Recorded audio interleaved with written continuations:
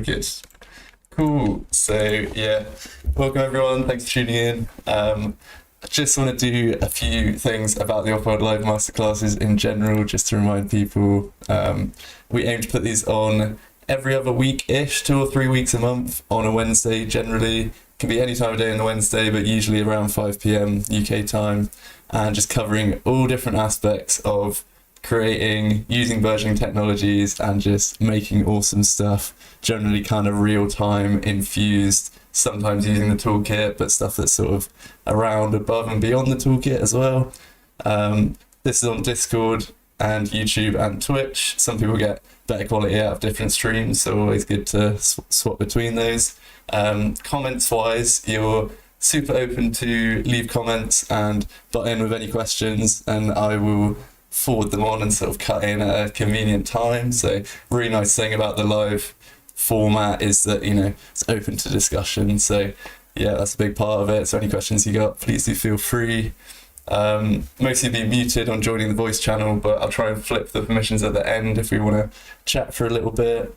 That could be really nice. And then I will re-upload this stream to YouTube in as high quality as possible if people want to really thoroughly follow along anything in here. So yeah, that's kind of the stream things. This will happen every Wednesday.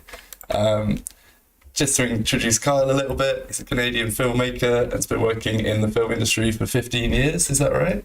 15? Yeah, I'd say so. Yeah. Yeah, amazing. And you can just tell by the amazing experience he's got, and just CGI compositing connoisseur really. And you can see from his YouTube skits, they're just really funny, and this is just what caught my eyes. It's really funny, but then also just amazing technical ability gone into it.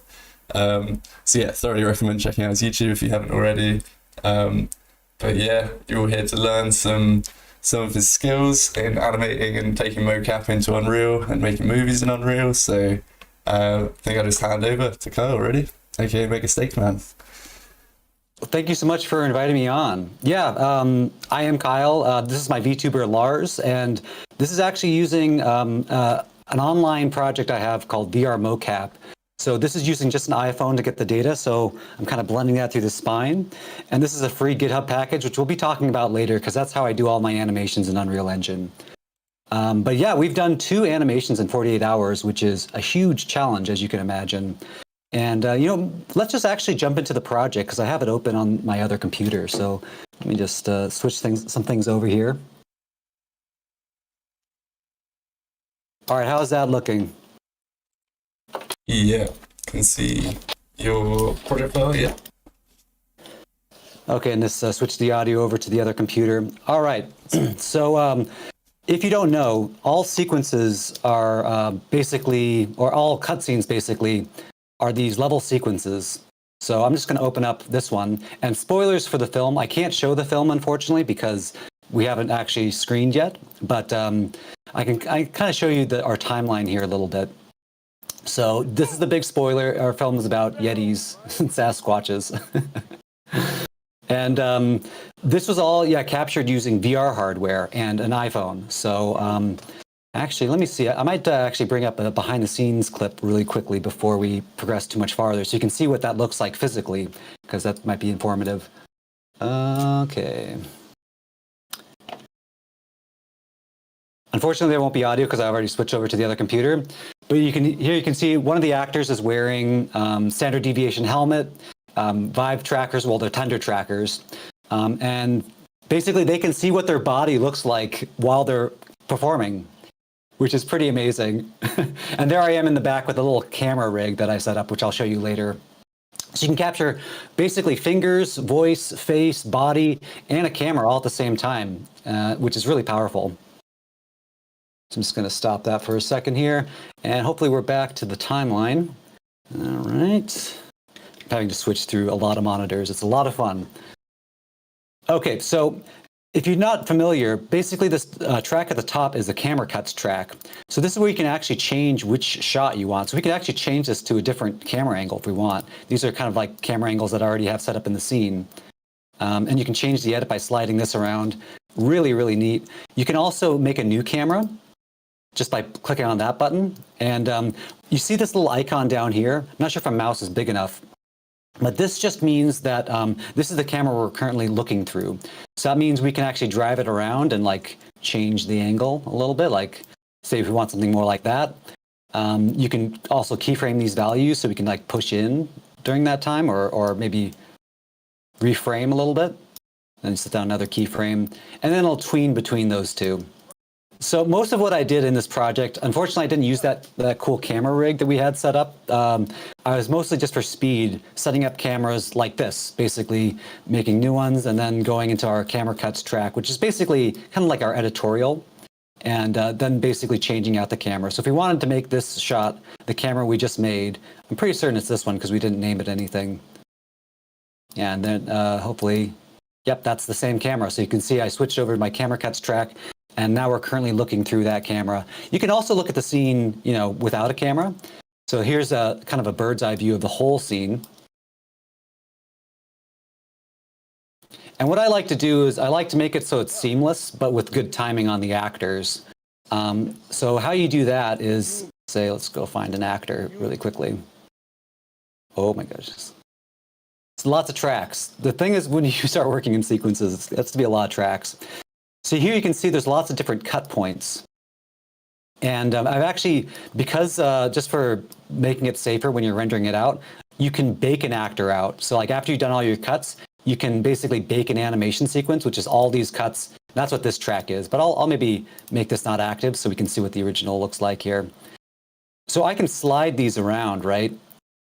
And like here, there's no animation on him, so he's just T-posing. But you'll often not want to do that because you don't want to lose sync with your audio. So what I find myself doing a lot is like grabbing both these tracks and sliding everything kind of in tandem, if that makes sense here. But it's really cool if you butt these together, they start blending with each other. And so that's why I tend to work with everything on one track so I can blend things together. There's a nested doll kind of way you can work where you can have individual shots. And that's maybe a better workflow if other people are working on the scene with you, but I find that no one else is working on the scene with me. So I just work this way. But this is really freeing because like, yeah, I can change the timing within a line. Like say if there's a pause that I don't want, like for comedic timing, or I want to make more of a pause, you can just slide those lines around. Really, really cool stuff. So let's jump back into looking at the cinematic a little bit more. Is there audio? It looks like there's audio coming through here. I don't like that shot. Let's go switch back to the first shot I did.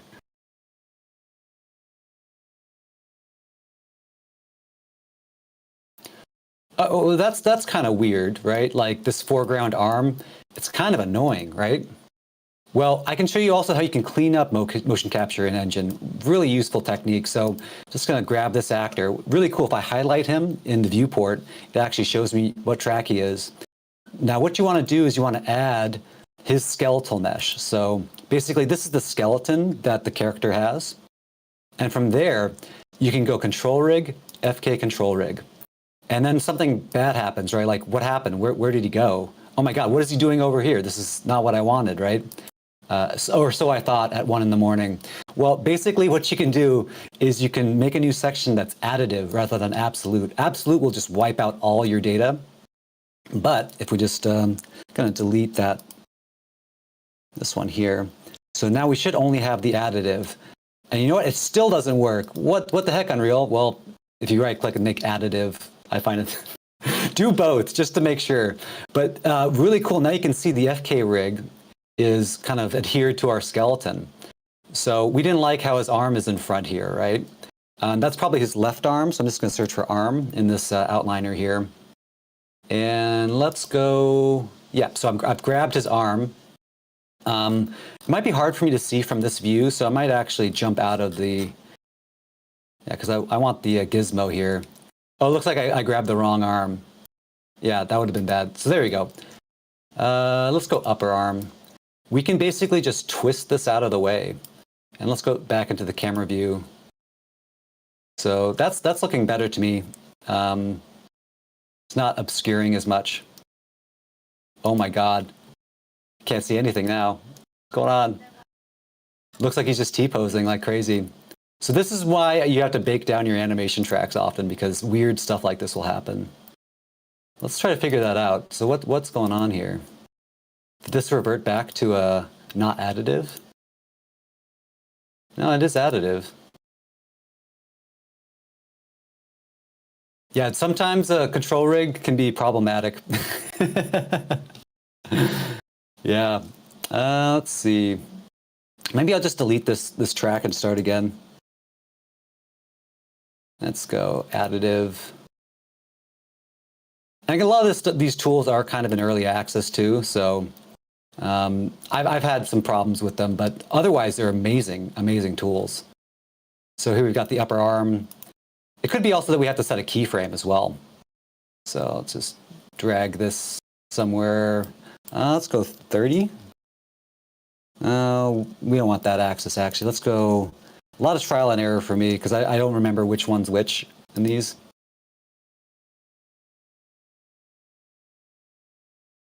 Maybe it's the yaw. I think the yaw is the one we wanted. Yeah, so let's go like 90 on the yaw, negative 90. And I'll set a keyframe for this, and maybe the keyframe will keep it from freaking out. So yeah, now the arm's like completely out of the way. And we can actually make it so that the whole animation isn't affected. We could just actually set another keyframe to make these 0. So let's like 0 this out. So this one's going to be fine, but then for our next shot, it's going to kind of fade into the our more kind of aggressive change to the animation. But yeah, now that arm's not blocking at all. So as you saw, very finicky. Some things could happen that you don't expect and don't want. And I guess if you just delete the track and then start again, Unreal will be like, okay, I understand, bro. Again, that's why it's probably a good idea to bake all your animations out after you're done. But outside of that, it's just basically laying down these animation tracks and setting up cameras. If it's not a weird time to explain it, could you explain the baking process? Oh yeah, no, let's do that right now. So I can just right click and then bake animation sequence. It'll ask me where I want to bake it, and I'll say okay. It'll ask me what I want to bake. Typically the default settings are fine. Export it. And then I can basically add that in as an animation track. I don't remember what I called it. It's probably one of these here. But it kind of reminds me of Mario Kart replays, because all the races are still doing exactly the same things that they did when you're playing the game. They're just still there as a second 3D model, with new cameras. Mm-hmm. I guess that'd be also good to talk about too, is spawning versus possessing. Because right now I'm possessing all the actors, but I'm spawning in cameras. And you can see the spawn is a little lightning bolt symbol. So that means I've added these cameras in. Like this shovel does not exist in the scene unless I open up this cutscene. So you can actually add in actors to spawn in, or you can possess the actors that are currently in your scene, which is what I'm doing here. Oh, that's really cool. But yeah, you can see that basically now the arm is playing this animation. We can actually, I think the FK control track, let's actually just delete it and see if it's still doing what we want. Did the arm pop up? No, it looks like the arm's still down. So basically that save took with this animation clip that we have on here. So I think that's a really good way to work with this. Another really useful thing is if you look at our transform on our character, let me just open this up. These are huge values. This map is absolutely enormous. If I wanted to say scooch him a little bit, that works a little. Well, actually, in here I found if I try scrubbing, he just goes flying. So what's a nice way to kind of fine tune your position is you can go additive. So this is like a secondary transform that's only additive, and its values are going to start at 0. So you can just slide like that. So it's a little bit easier to kind of place your actor exactly where they need to go. You can see here he's frozen. Why is he frozen? I don't know.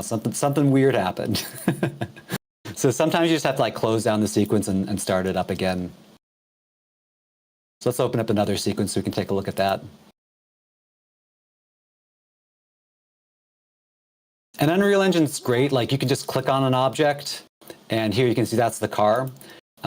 We can basically nearly everything that's like not locked down. Like I think these plants wouldn't be a good example, but we can like grab any object and add it to sequencer just by going add, track, actor to sequence.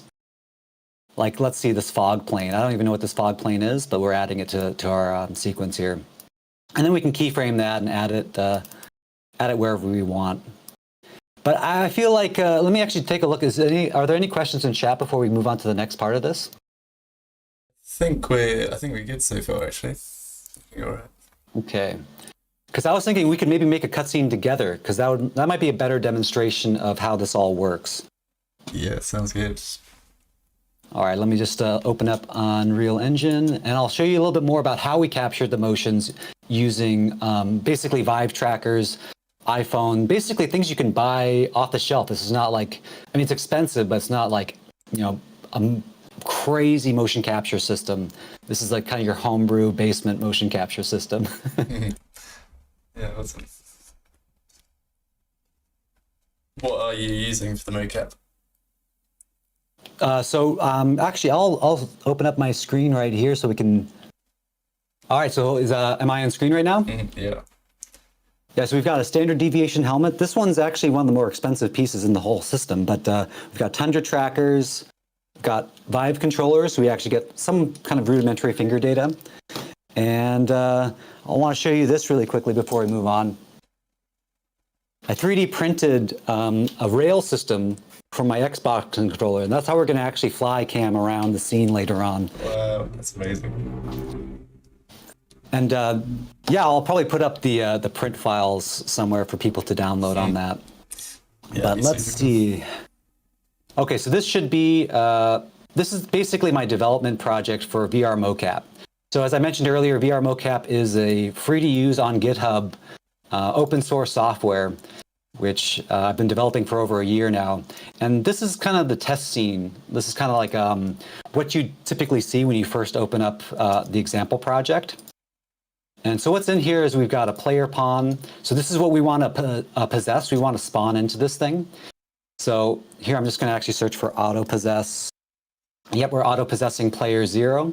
So if you don't know, in Unreal Engine, when you launch into a scene, if there's no player start or there's no kind of game mode, you'll launch into like its default pawn. But we want to kind of take over what pawn we become. So that's why I'm auto possessing player 0.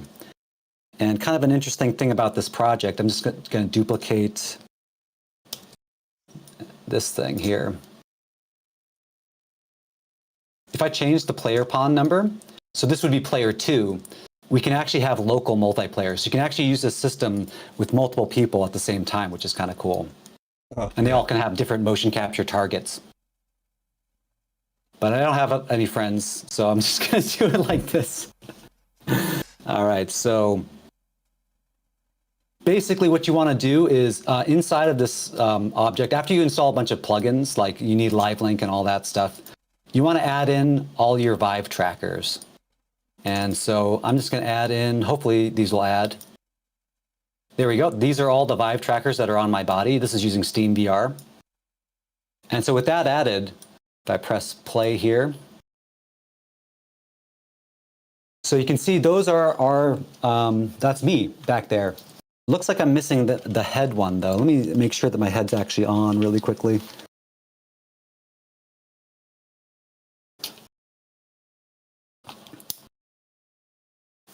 Looks like it's always hard to see the head tracker because it's not apparently visible. You need like a mirror or something to help you with that.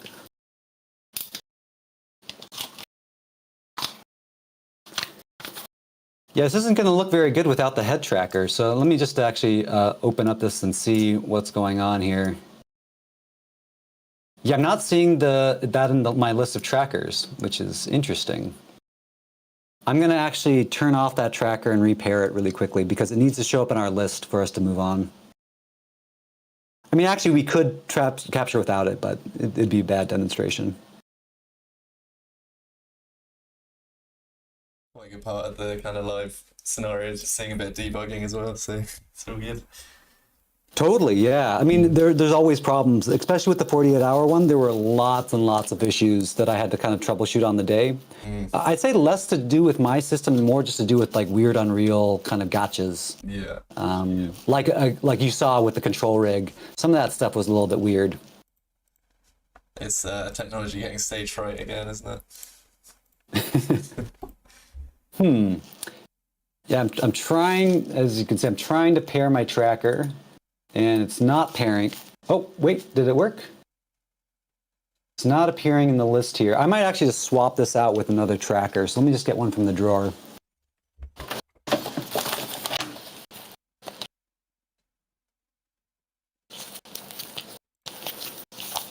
Okay. Got too many Vive trackers. Never thought that'd be a problem. How many do you have? I think around, well, here, I'll show you all the ones that are connected right now, but I think around 20. Yeah. Just throughout the years, I have 1.0s, 2.0s, 3.0s. Right, yeah. I bought like a few of each iteration, and it was a mistake. Have to update every time they come out, yeah. Yeah. I'm really into VR. Like, I love virtual reality and VR technologies, and I feel like Vive trackers are pretty versatile. Like, you can do a lot of cool stuff with them. Yeah, for some reason though, this is like one of the worst things about Steam VR hardware. Sometimes it just doesn't connect. And there's not much I can do if it doesn't connect. Yeah, I guess. Or I'm just going to grab another Vive tracker and let's see if that one works.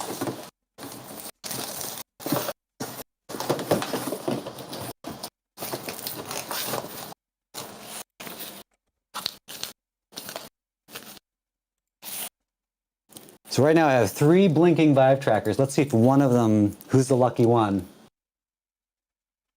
Okay, looks like something connected.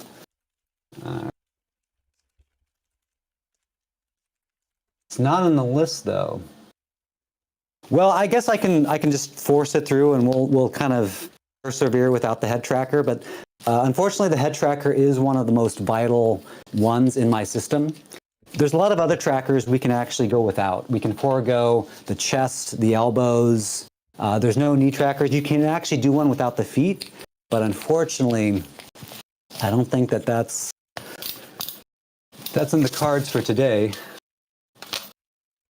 All right, so anyways, I'm gonna we'll try to calibrate without the head and see how bad it gets. Yeah, sure.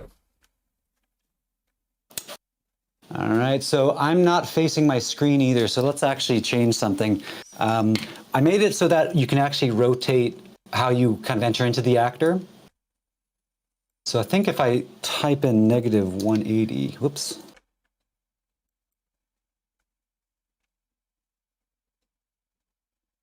So yeah, now this is my forward, and that's a good way to test like which way is your forward, is putting your hands out in front of you.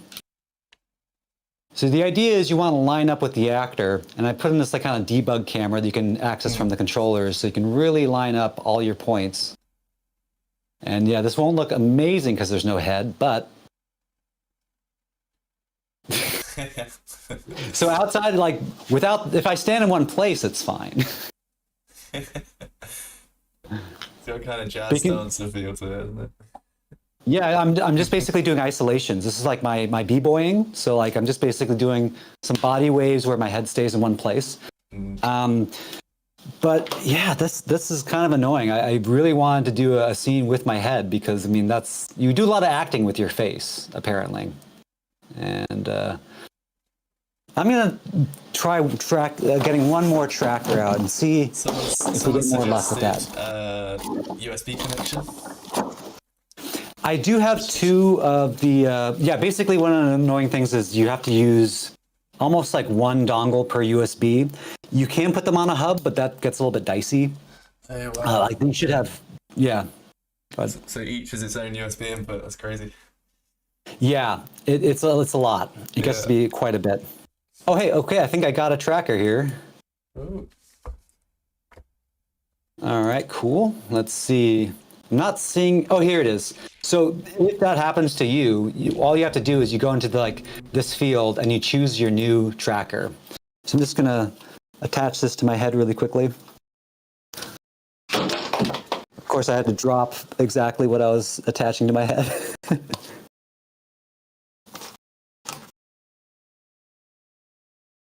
It's probably good that I don't have the live cam up. That's good. The head one's hard to deal with because you have to like keep taking things on and off, and here we go.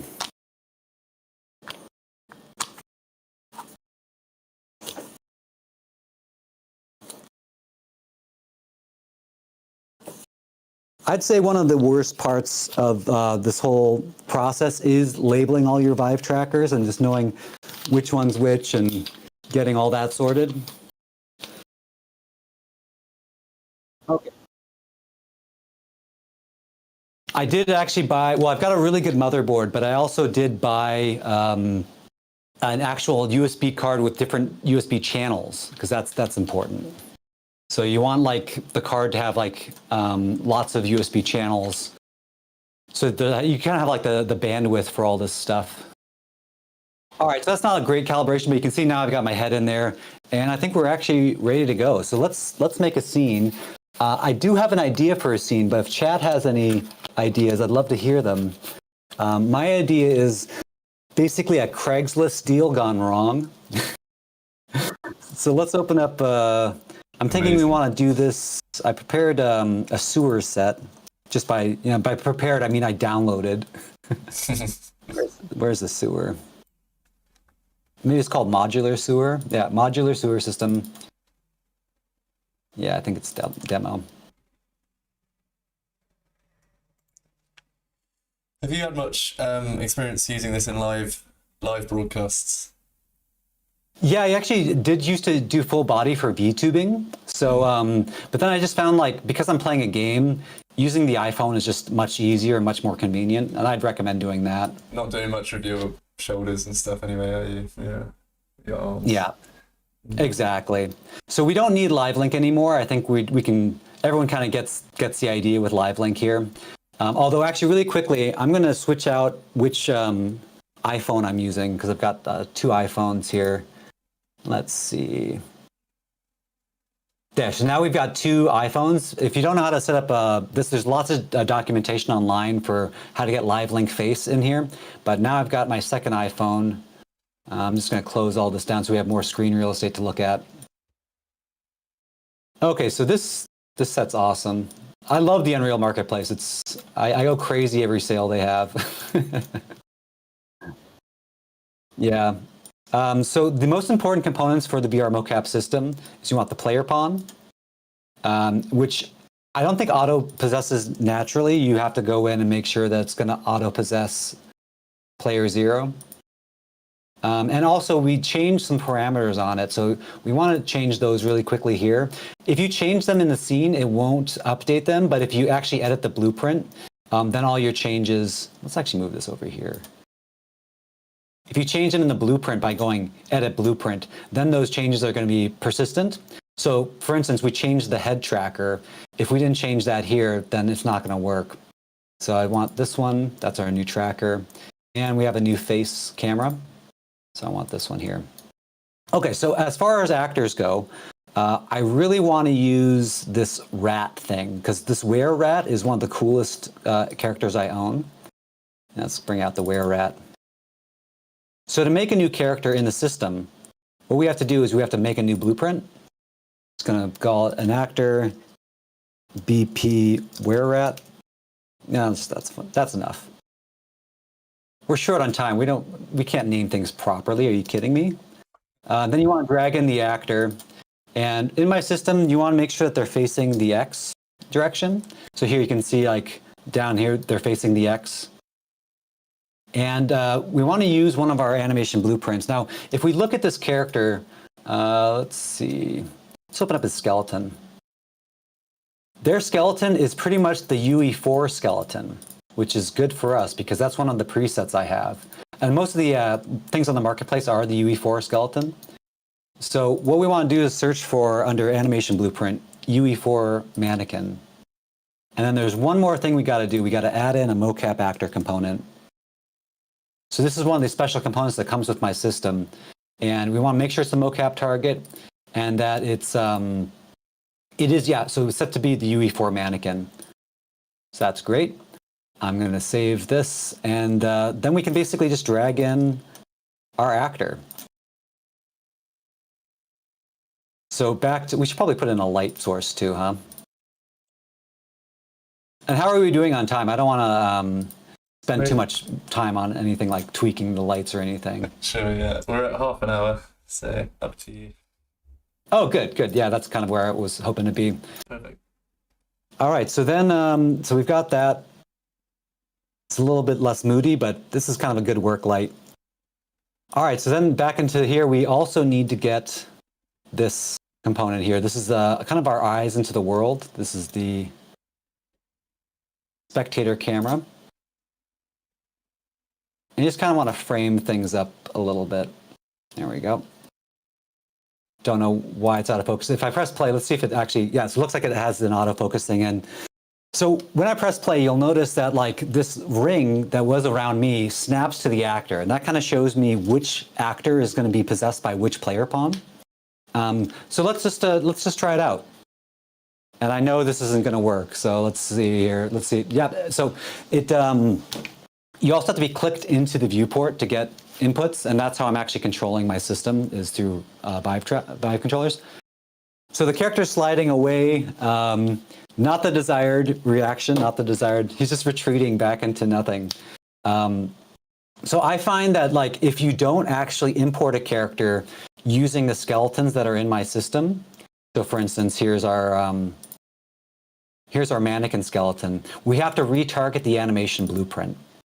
So I'm just going to find this mannequin here and retarget, duplicate and retarget, and we're going to choose the UE4 to UE4 retargeter. And this is all included in my system, so you don't have to worry about it. So now I'm retargeting this whole animation blueprint. And so it gives us this thing. So if you haven't seen my animation blueprints before, these again all come in the VRMocap system, and they're kind of what's required to drive the character animation. They've got a bunch of stuff like setting different finger floats from the Steam VR, setting the jaw rotation, getting the gold transforms from Steam. So there's a lot of like kind of built-in functionality in these animation graphs. You typically don't have to modify them too much.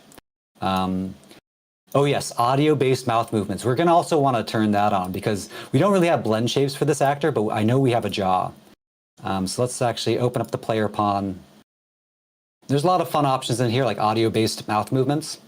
And let's actually just press play and see if that works. So I'm just going to calibrate using our editor widget. Testing 1, 2, 3. Oh, well, we haven't applied the animation blueprint. That's why it's not working yet. So I just have to highlight our actor here. And under the skeletal mesh, we want to tell it to use the new rat that we created. And one of the ways you can do that is if you highlight something in the content browser and then press this little arrow, it'll actually choose whatever you have highlighted here. So if I press this, this brings up where it is. But now he should actually be all set up for mouth movement. Let's just make sure that he is. Testing, 1, 2, 3. Testing. Maybe my audio is not loud enough. Oh, I know why it's not working. We have to actually open up his animation blueprint because I think his jaw is called something different. Yes, so if we see here, this is our rat blueprint that we just made. We retargeted it and it doesn't know what B jaw is. It doesn't have that bone in its body. Let's just search for jaw. And compile, and it knows what jaw is. So let's just save that. Going to calibrate again. Testing, 1, 2. So you can see now my rat has jaw movement, which is very fun. I'm very happy. Let's actually calibrate. Why not? Let's try to drive this character really quickly.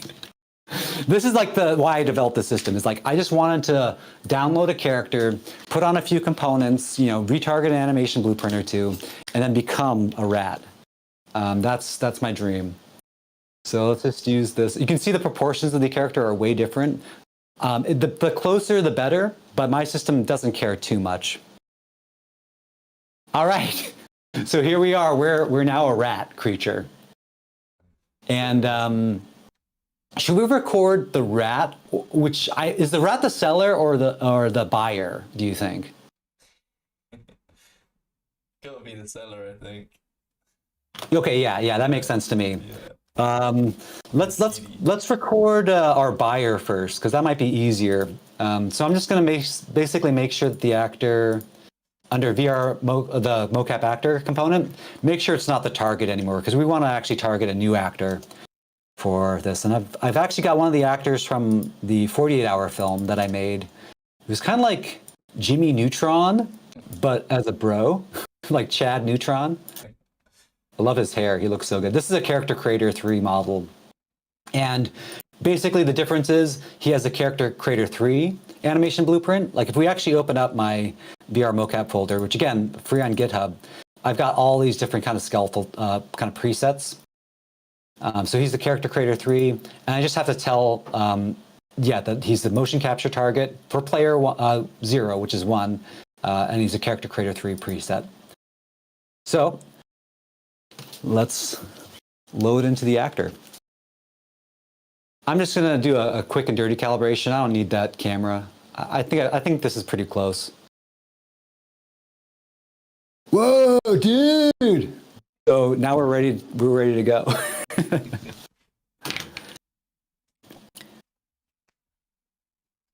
So I'm going to add in one more component, which I often like to add in, which is this. This is the scene locator.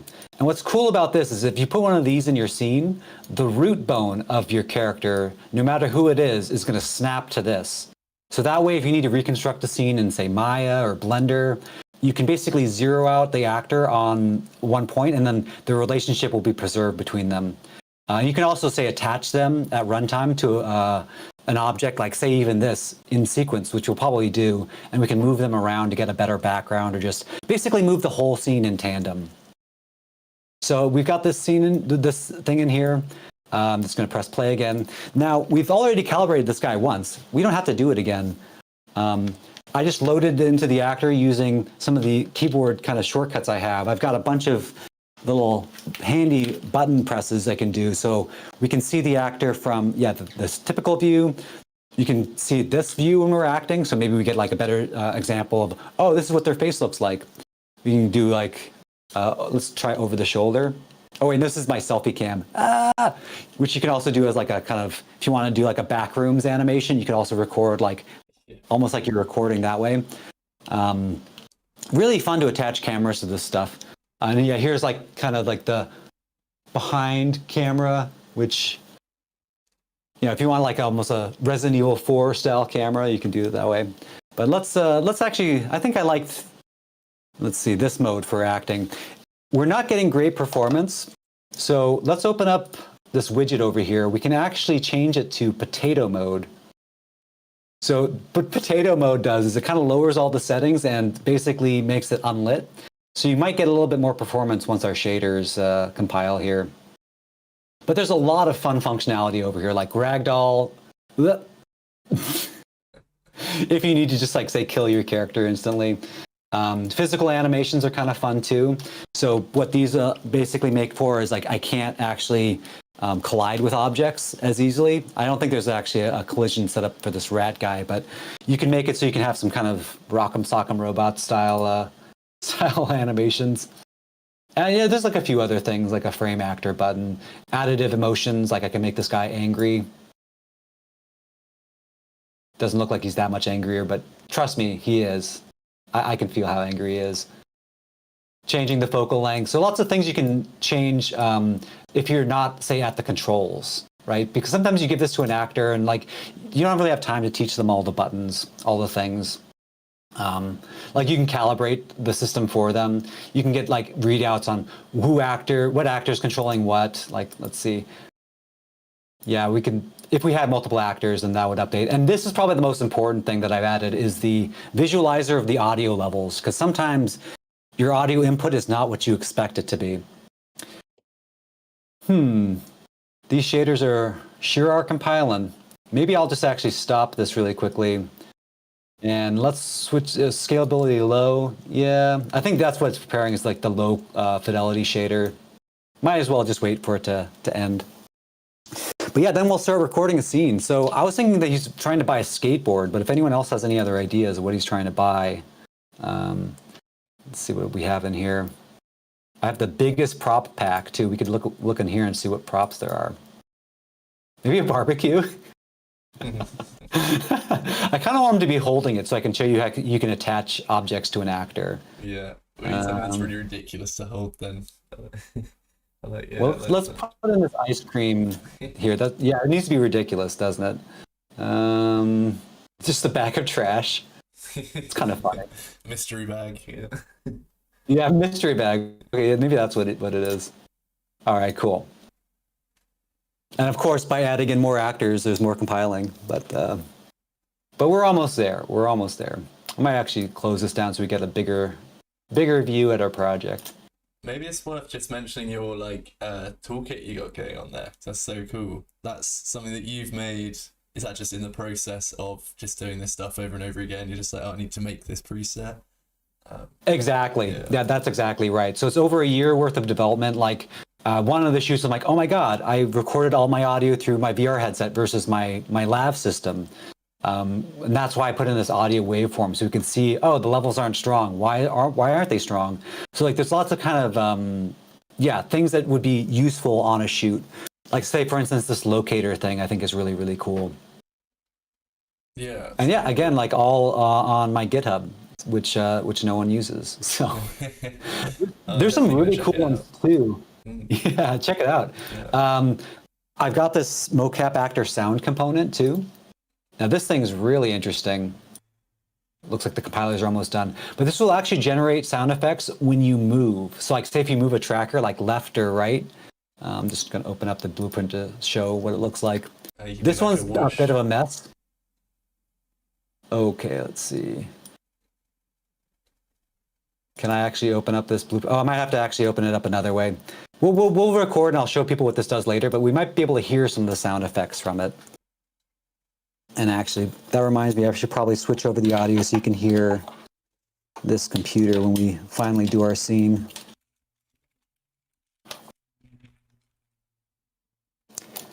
There's definitely lots of little gotchas, but I tried to sand down as many pain points as I could with this system. Like for instance, being able to load in again. So like this is basically, this preset allows for, you could just save, like actually I think if I switch over to the rat actor, let me just open this guy up. Make sure he's not the target anymore, but the rat person is.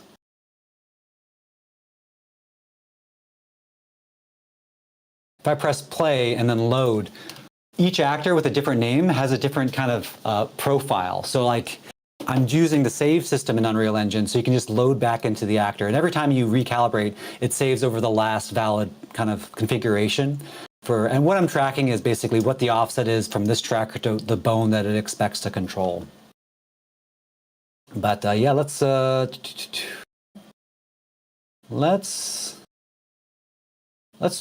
the guy first. And I apologize for the acting I'm about to do because I'm tired. It's very early for me. All right, here we go. Loading into the actor. I might actually press F8 and like move the whole actor around. Can I actually just, maybe I can move that scene locator. Yeah, we might need to open up that outliner again. Let's look for, or we can actually move the player pawn. There's lots of ways you can move the, move things around. Maybe VRMocap would be a better thing to look up, VRMocap. Here's the player pawn. So we want to position him something like this, maybe. How much room do I have? Yeah, okay, that makes sense for me. So I'm just going to go back in. And to record a cinematic, you just want to go take recorder And you can load in presets, but I don't know. I don't think we have enough stuff going on to make it actually important to load in a preset. I'm just going to select our actor and then say add actor. And because he's highlighted, that's the actor right there. And then we're going to add in a microphone audio, so it'll record my beautiful voice. And then, yeah, we're ready to record.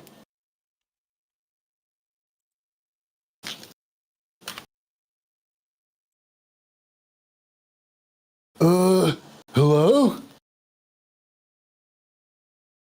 Oh, are you Dave? Oh, no need to hear that. Okay, Dave, you got the trash? Hell yeah, brother! Yeah! Trash, trash, trash, trash. And scene.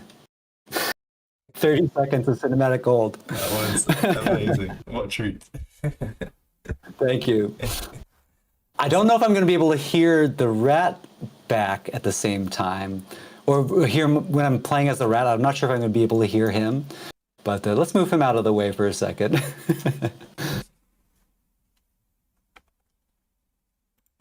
I'm just going to make sure that now he's the target. And if you had multiple people, you could do this, all at once. But I find the more vibe trackers you have, the more interference there gets to be. All right, so let's press play. And there's actually something pretty interesting you can do. And let's actually try it out here. We can open a sequence to record into. So I think that this is the one that we just recorded. Yeah. So you can see this is our scene here. Oops. So I guess we might be able to hear it. I'm just going to turn up our in-game audio.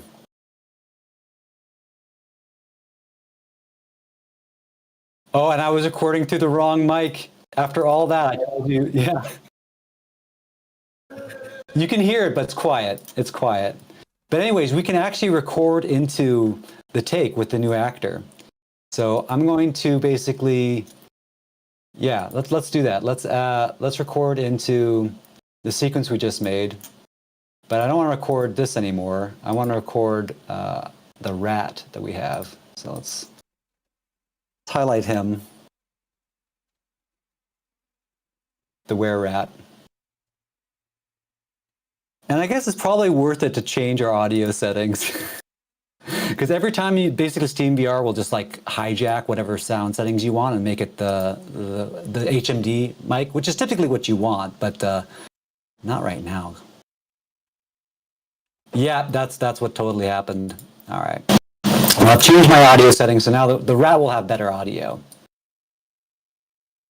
All right. Just going to load into the rat. Ooh, I think I'm still in F8. Yeah, I'm outside the player pond. So now I'm back into the game mode. Sometimes it doesn't look that different, but you can see here I can fly around if you press F8. So you don't want to be flying around if you want to get inputs like what I want to do where I want to possess this character. So it looks like I'm not going to be able to face the camera or the screen, but that's okay. Let's see what happens. Hopefully I can hear myself.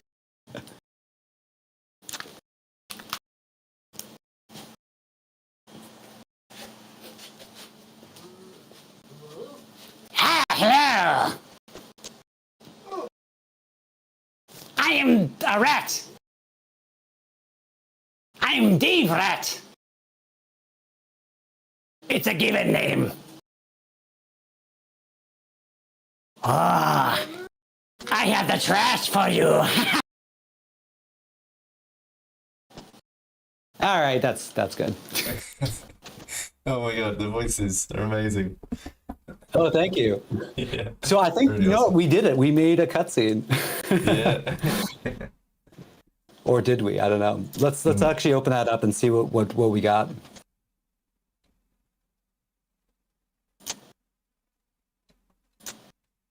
So here, this should be everything in tandem. Oh my God, this looks terrible. So I'm seeing some problems.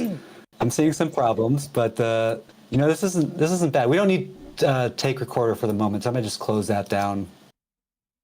Let's save this because this is brilliant. This is a good cutscene here. Okay, so we've got our two actors here. We've got a transform, but remember we have that additive transform. What we can do is just rotate the actor like so. We could maybe even like put them out the room a little bit, so like it's not so apparent where they are. And then like maybe they come into the room or something, right? So we start off with this guy kind of wandering around.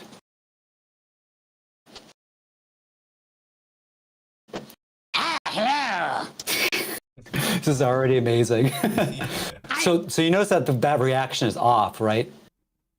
So one thing we can do is just open up that character. Let's find where the animation is. Ooh, I think I've recorded way too many tracks for this guy. We might have to clean that up. But anyways, we can just cinch it by, where's his audio actually? Hopefully I didn't replace his audio entirely. Oh, I might have. I might have recorded over his audio. Not that that was that great. Yep, that's what. I guess that's dangerous. If you try to record, it might be better to record two different sequences and then just copy and paste. Although, actually, wait a second.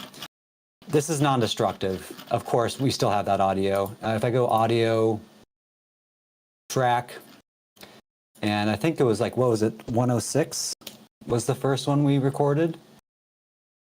Yeah, I think that's his audio.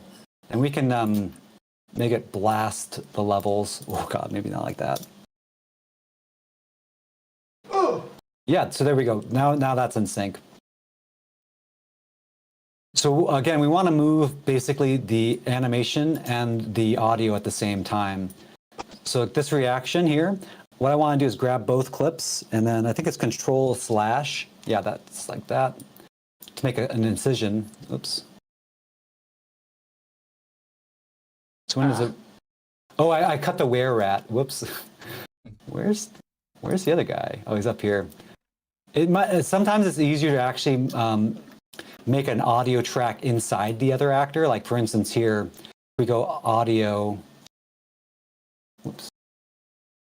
I think I have to actually go all the way up to the top. I don't know what all these like audio components are. I might just actually delete all these tracks because I don't know what they are and they scare me. That's a lot of weird garbage tracks.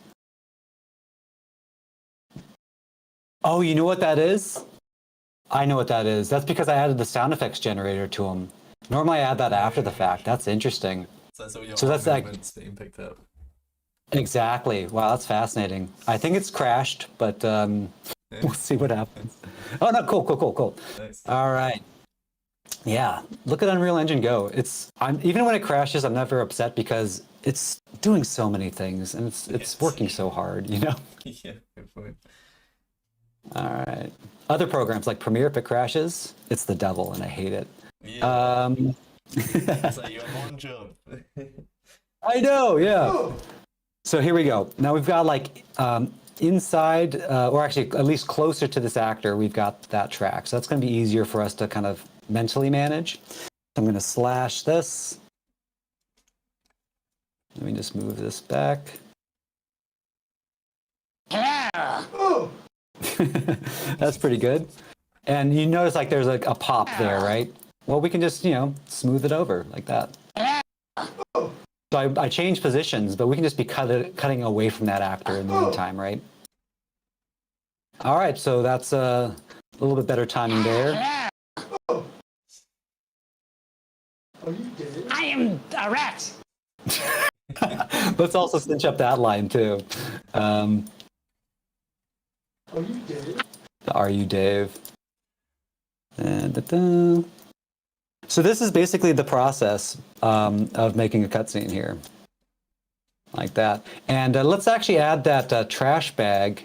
I want the trash bag to be in his hand. So before we forget, now we've had this actor highlighted. If we go track, add actor, it's because it's highlighted, it's going to appear above the list. But you can also search for it like in this list here, go trash. And that'll also add it. Now with this, if you want to add it to an actor, really easy. This is so amazing. I'm going to add it to the rat. I'm just going to say hand. Let's see, we want to attach it to the hand. Bam. Now it's not going to appear in the right place. Where is the trash bag even actually? Just gonna, typically what it will do is it'll use its current world transforms, which will be typically pretty large for the attachment. Yes, like here, I'm just gonna zero it out. So now the trash is closer to the hand. Now we just need to fine tune it.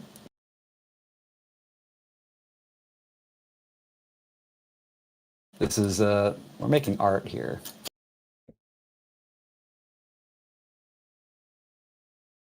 Super impressive in the amount of time given, you know, that we've got this much action going on, and you know.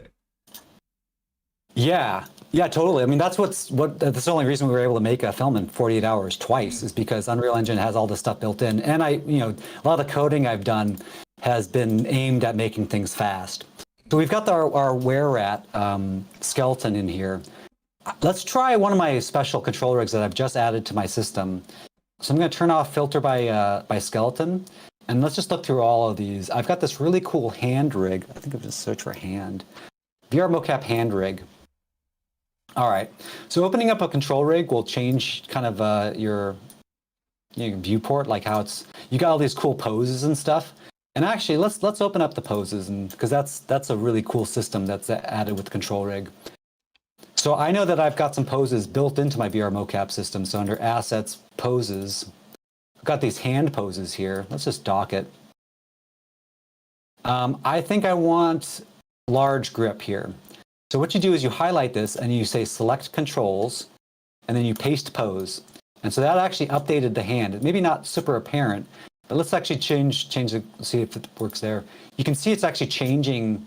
You can keyframe different hand poses. Also with my system, the way it works is if the fingers aren't exactly right, you can move these around. So let's actually move the thumb, let's see which direction. Something like that to place the hand. So I've got these like really simplified controls with a global offset, so you can kind of change how open or closed the hand is. Might be actually easier to show on this hand. So for instance, if you want the hands to be more closed, you can move that. Like here, if you want the fingers to be more spread apart. So it's a really cool system, but then you also have that individual finger control where you can change the splay of your finger, change the curl of it. You can go like crazy values with this one. But that's looking pretty good to me. It's looking perfect. Let's move this trash bag just a little bit, just to help the pose of the grab a little bit more. There we go. Yeah, so that looks fine. He's holding it now. And so you can see that'll track with the actor, which is pretty fun. So control rig, amazing way to clean up and like add stuff to your animations. I love control rig. It's so amazing. And as you can see, like really fast and fun to work with in editor. With like the pose system too. Like you can like create presets for different poses. But anyways, maybe we should try to put a camera in here just really fast before we kind of close this out. So I'm going to turn on the camera rig here. So hopefully this Vive tracker will pair, considering all the Vive tracker issues we've had today. So maybe I'll actually turn on my main camera again. So here you can see this is the rig we've got going on. We've got a Vive tracker. It's important that the Vive tracker has the light facing up. And I'm just going to try to pair this tracker before we get started here.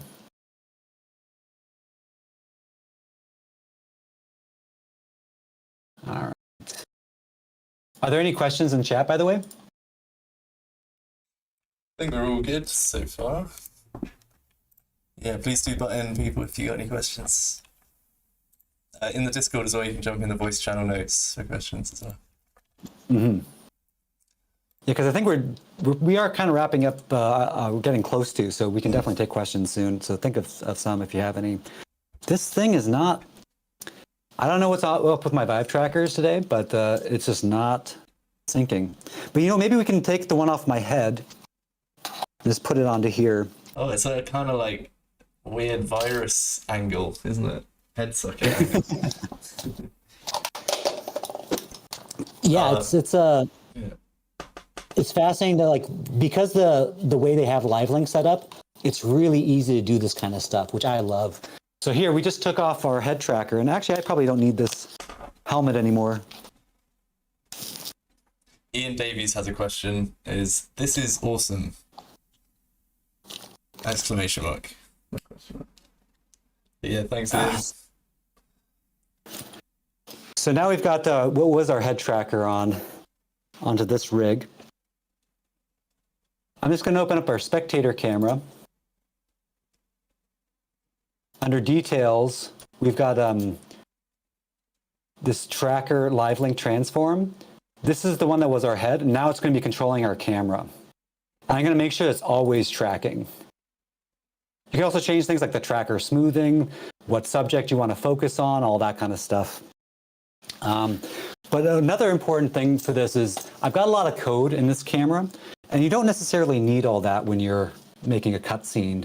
It's good for like when you're recording the motion capture because you can, like, as you saw, jump behind the character, in front, all that kind of stuff. But we actually just want to bring in a typical cine camera and put all the data that would be on my camera onto that one. So you just have a simpler setup. Let's go to place actors, cine camera. Just drag that into here. Well, actually, no, we don't want to drag that one in yet. Let's drag it into the scene so we can reference it on this camera. So apply to this camera we just created, which is in the sewage water right now. And now we want to grab that and, well, actually, we'll record it in using Take Recorder. Yeah, let's do that. So I'm going to go into Cinematics, Take Recorder.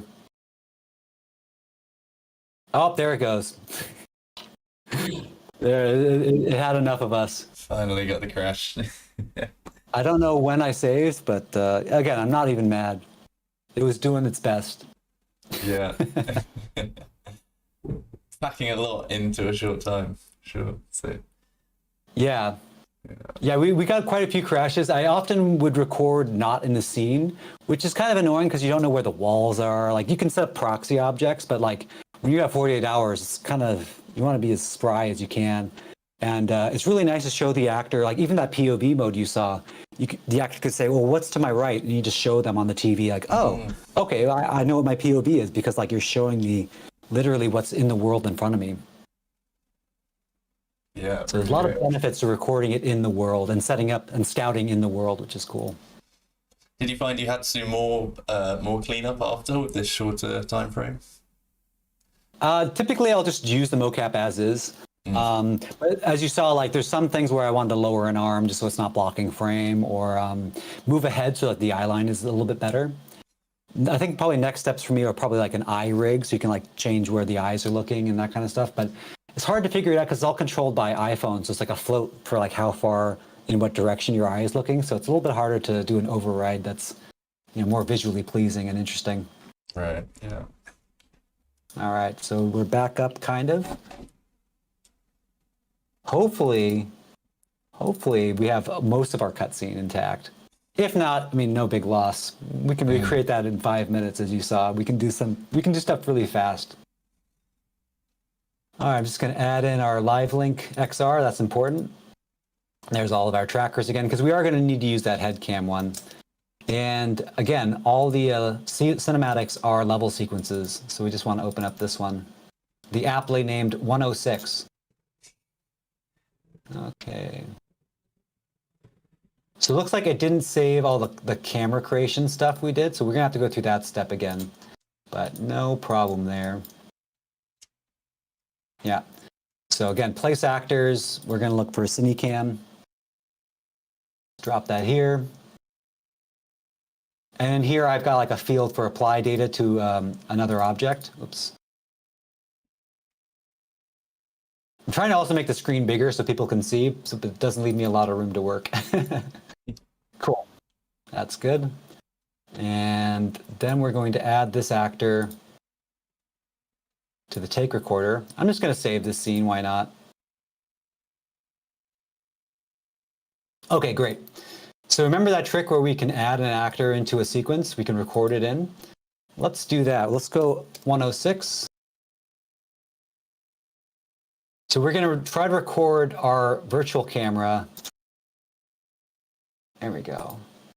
And again, we have to set the which tracker is going to control, and that's always going to control it. So I'm just going to press play, and we'll see if we get this thing up. Yeah, there we are. So this is a lot of fun. I love using this camera rig. All right, looks like I'm upside down though. Let me, oop. So there I just moved the tracker upside down.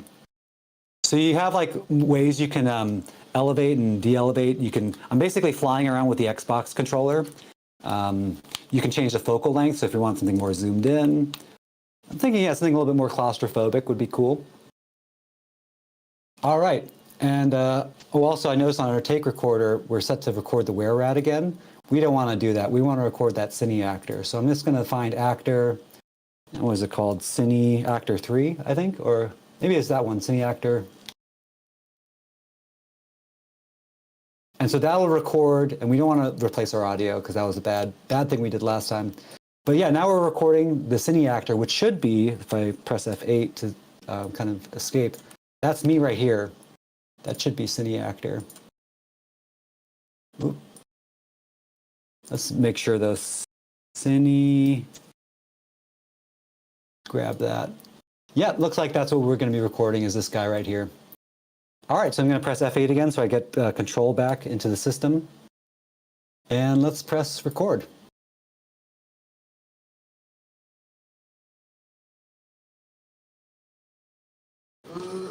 Hello? Hello. You can see my actual body in the background too. I'm Dave Rat.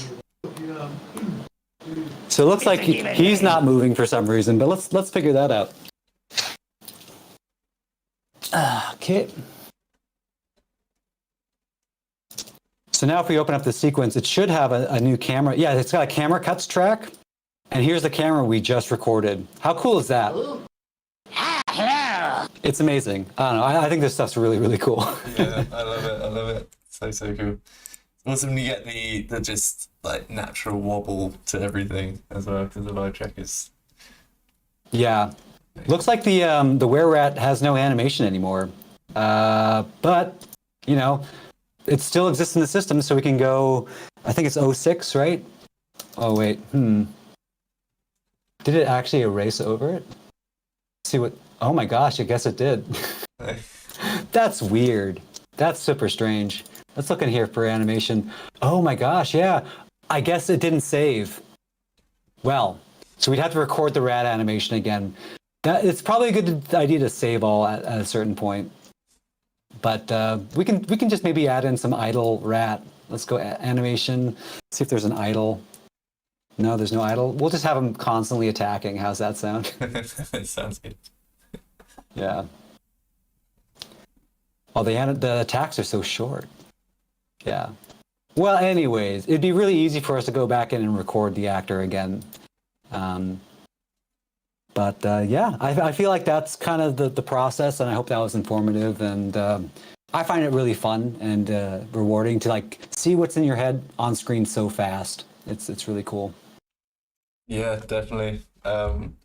It's been really, really enlightening for me to see this actually. It's been like just to see how quick you can get this stuff knocked out and yeah, just have so much fun with playing around with it. Yeah, it's been so cool to see the process, definitely. Yeah, thank you. Yeah, it's a lot of fun, and I mean, given more time, I think we can make something really cool with it, but I just haven't had any time. But hopefully, I mean, I give it to you, like, get some Vive trackers, get the system. If you have any questions, we've got a Discord. I think this is my favorite way to make films now. I don't actually make films physically anymore. I just do stuff in engine, so. Yeah, that's really interesting. Yeah, so it's totally taking a shift over into just like real-time track stuff. Yeah. Mm-hmm. Mm-hmm. Yeah, it's amazing. Well, yeah, it's literally been such a good resource for me. I know I'm going to watch this back and like take some notes and stuff. And yeah, I feel like hopefully a lot of other people have benefited off of it. I just have to scout around for some questions real quickly. Mm-hmm. Just a lot of people saying massive thank you, really, and like, you know, people seem stoked on it. Great to catch you and everything. So, yeah, I'd say. Oh, I see. Yeah, thanks so much for coming by, everyone. Yeah, Chad Neutron looks like a scammer, totally. Yeah. Yeah, it could have been like a flip of roles in the last minute. That could have been the final twist.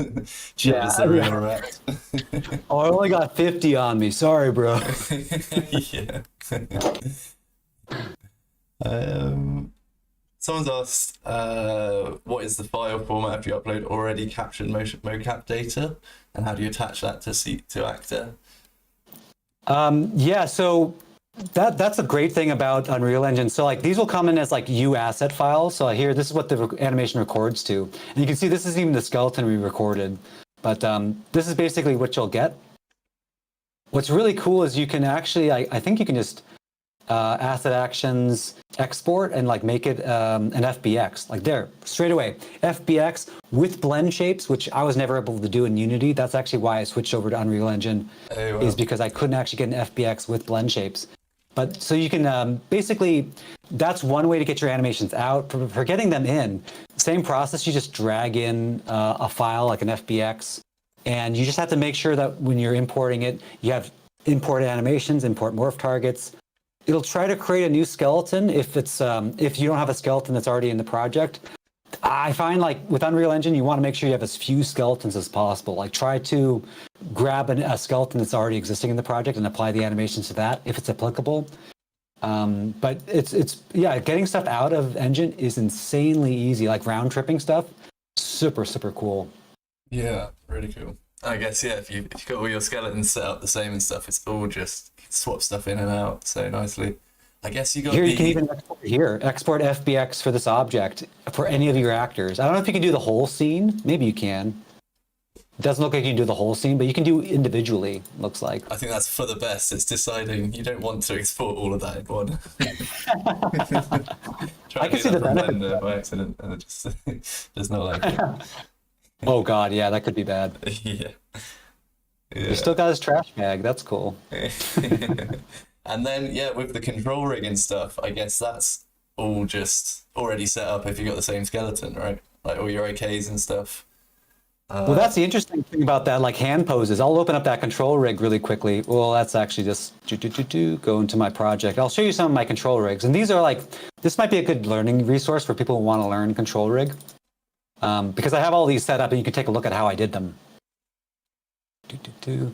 Let's see, preview skeleton.